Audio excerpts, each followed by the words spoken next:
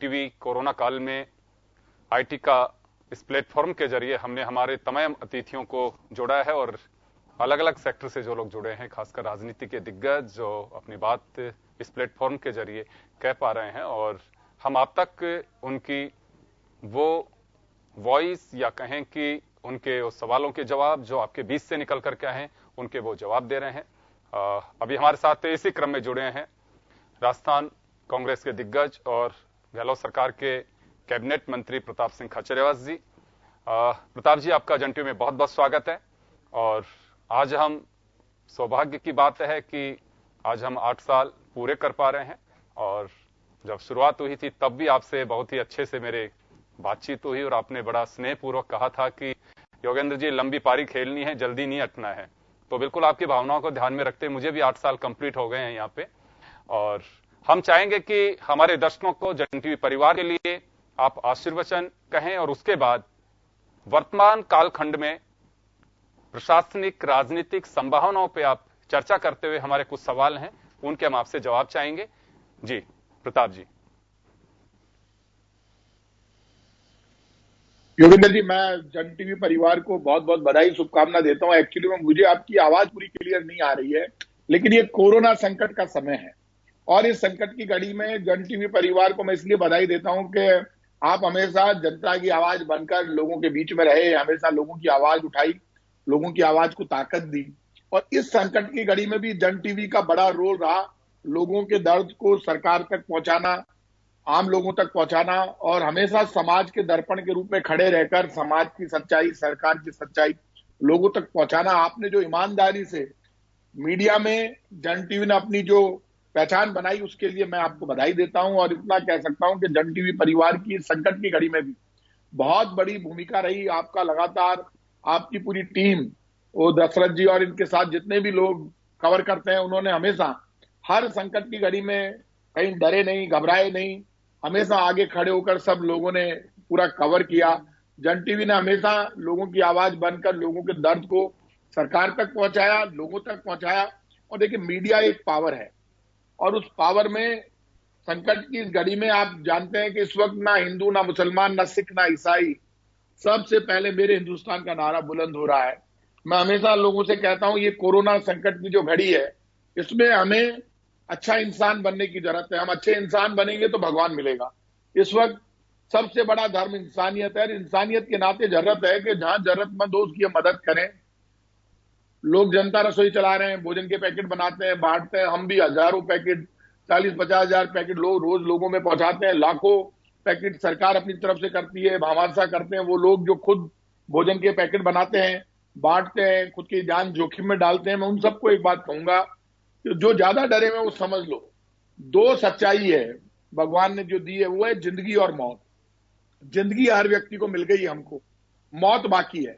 तो जिंदगी तो भगवान ने दे दी और मौत भी उसी के हाथ में है, इसलिए डरने की जरूरत नहीं है। कोरोना से लड़ने की, उससे बचाव करने की, जरूरतमंद को मदद पहुंचाने की और इस संकट की घड़ी में हमारी क्या भूमिका हो सकती है वो भूमिका निभाने की हमें सीखना चाहिए। डॉक्टर से, नर्सिंग स्टाफ से, सफाई कर्मचारी से और उन वॉरियर से, चाहे पुलिस का है, चाहे वो नेता है, चाहे कार्यकर्ता है, जो काम कर रहा है किसी भी पॉलिटिकल पार्टी का, भीड़ में रोज जाता है, अपना बचाव करता है, लोगों तक मदद पहुंचाता है।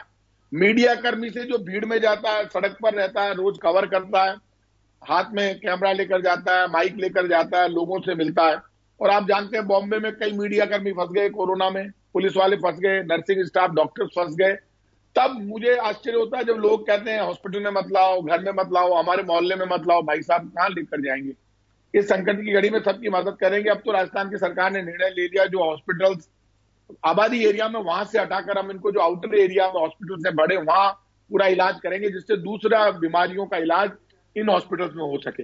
इसलिए मैं लोगों से कहूंगा कि आप सब इस संकट की घड़ी में सबको हमें बड़ा दिल रखना है। आज हमने मेरे घर पे ब्लड डोनेशन कैंप किया, वो इसलिए मैंने भी ब्लड दिया, मेरे परिवार के बच्चों ने भी ब्लड दिया, कांग्रेस परिवार के कार्यकर्ताओं ने ब्लड दिया। हमने ब्लड इसलिए दिया कि एक एग्जाम्पल बने और बहुत बड़ी तादाद में, बहुत कम सोच रहे थे कि हम 100, 125, 150 का, बहुत बड़ी तादाद में लोगों की भीड़ हो गई ब्लड देने के लिए।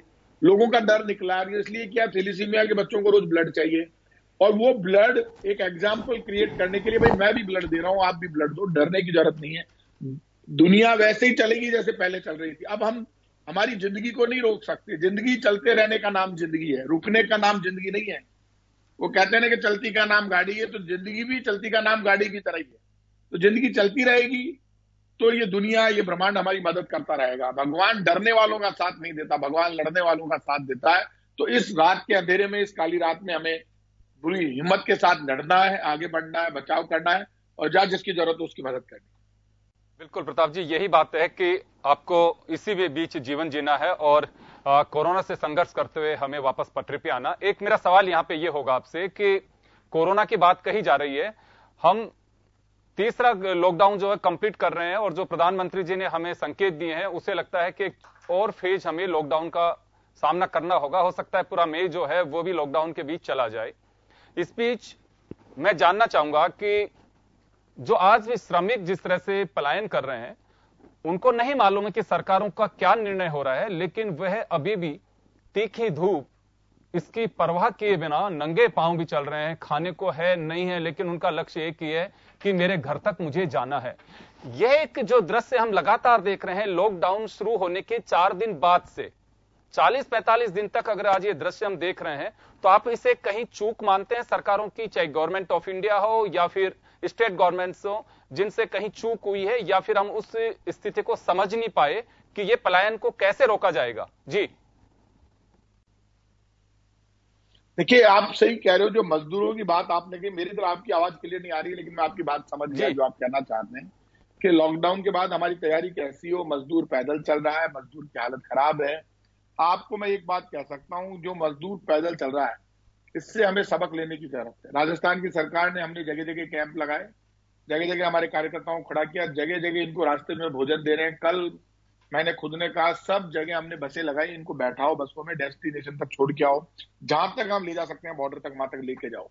मजदूर का दर्द ज्यादा था। कल सब जगह हमने बसें लगाई राजस्थान में, हर रोड पर। मजदूर रुकने को तैयार नहीं है। हम बसें लगा लगा कर उसको छोड़ रहे हैं। पूरे दूसरे राज्यों का मजदूर 500-500 किलोमीटर से पैदल चल के जो राजस्थान में एंटर कर रहा है, उसको हम बसें लगा रहे हैं।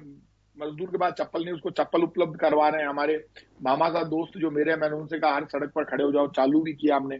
बहुत लोगों को हमने चप्पल पहनाई, भोजन के पैकेट बांट रहे हैं, सूखा राशन भी, जो हमसे हो सकता कर रहे हैं। बसें हमने लगाई। ये मजदूर असली भारत है, ये भारत बनकर सड़क पर निकला है। पहली जिम्मेदारी बनती है, हम बसों से छोड़ रहे हैं, हर राज्य सरकार की जिम्मेदारी है। कोई भी राज्य सरकार कानूनन किसी भी मजदूर को उसके घर जाने से नहीं रोक सकती। केंद्र सरकार की बड़ी जिम्मेदारी थी। केंद्र सरकार को इसमें बड़े भाई की भूमिका निभाते हुए कंट्रोल रूम बनाकर दिल्ली से सारे मामले को मैनेज करना चाहिए था। पूरे कंट्रोल रूम के नंबर देने चाहिए थे 150 लोगों के, मजदूर को परेशानी नहीं होती। जब केंद्र सरकार की भूमिका कमजोर रहे तो मेरा ये मानना है कि तब ये दिक्कतें आती है। तो ये जो दिक्कतें आई है ना, ये दिक्कतें आई है कि केंद्र सरकार की मॉनिटरिंग कमजोर रही। भारत के गृह मंत्रालय को, केंद्र सरकार को इस मामले में इनिशिएटिव लेकर मजदूरों के लिए पूरा प्लान तैयार करना चाहिए था उनके घर पहुंचाने का। वो लेट हो गए। अब उन्होंने कहा हम ट्रेनें खोल रहे हैं, कर रहे हैं, तब तक मजदूर बड़ी तादाद में पैदल निकल गया और एक साथ प्रेशर बिल्डअप हो गया। ये काम पहले हो जाता है, या लॉकडाउन के पहले भी 5 दिन पहले, 2 दिन पहले होता है कि भाई 2 दिन बाद लॉकडाउन लगेगा, जिसको अपने घर पहुंचना हो चले जाओ। ये वैसे ही हो गया लॉकडाउन, जैसे नोटबंदी, रात को 12 बजे से नोट बंद, वैसे ही आज रात 12 बजे से ट्रैफिक बंद। ठीक है, आपने कर दिया, उसके बाद 3-4 दिन हम सिर्फ मजदूरों के लिए खुले रखते और चलाते। अब आफ्टर ऑल हमें लॉकडाउन खोलना पड़ेगा, कोरोना से बचाव करने का प्रोटोकॉल तय करते हुए, रूल्स रेगुलेशन तय करते हुए, क्योंकि बड़ा दर्द है। ठेला, थड़ी, ठेला, खोमचा, छोटा व्यापारी, बेरोजगार, दिहाड़ी मजदूर, आज उसके सामने भूख का, बेरोजगारी का संकट है। जी कल सरकार ने कहा 20 लाख करोड़ का पैकेज देंगे, हमने जो पहले दे दिया वो तो काट लेंगे हम। आप डायरेक्ट पैसा जमा कराइए ना लोगों के खाते में। आप डायरेक्ट एफसीआई के गोदामों में गेहूं और चावल सड़ रहा है, वो दीजिए ना पूरे देश के लोगों को, राशन कार्ड, आधार कार्ड या बिना आधार कार्ड के जो भी देना है। ये संकट की घड़ी में केंद्र सरकार अपना जो आपके गोदाम भरे पड़े वो नहीं, जो सड़ता है गेहूं वो नहीं दोगे तो फिर क्या करोगे? ये संकट की घड़ी है। ऐसे में केंद्र सरकार को बड़ा दिल रखते हुए सामने आना चाहिए। लोग उम्मीद करते हैं। ये भी सवाल बीजेपी कांग्रेस के टकराव का नहीं है, ये देश को बचाने का, देश की जनता की मदद का है। और केंद्र सरकार सबसे बड़ी पावरफुल सरकार होती है, जिसके पास सबसे ज्यादा संसाधन और पैसा है, उसको आगे आकर मदद करनी चाहिए। जी प्रताप जी, आप मेरी आवाज सुन पा रहे होंगे। यह जो मुद्दा है, बेबाक आपने बात कही है, लेकिन यहां एक बात है आप पहले भी ये बात उठाते रहे हैं कि सरकारों को अपनी लिमिट तय नहीं करनी चाहिए, ये सामाजिक सरोकार की बात है और इसके लिए जहां जिसकी मदद की जा सकती है वहां करिए। लेकिन अभी यह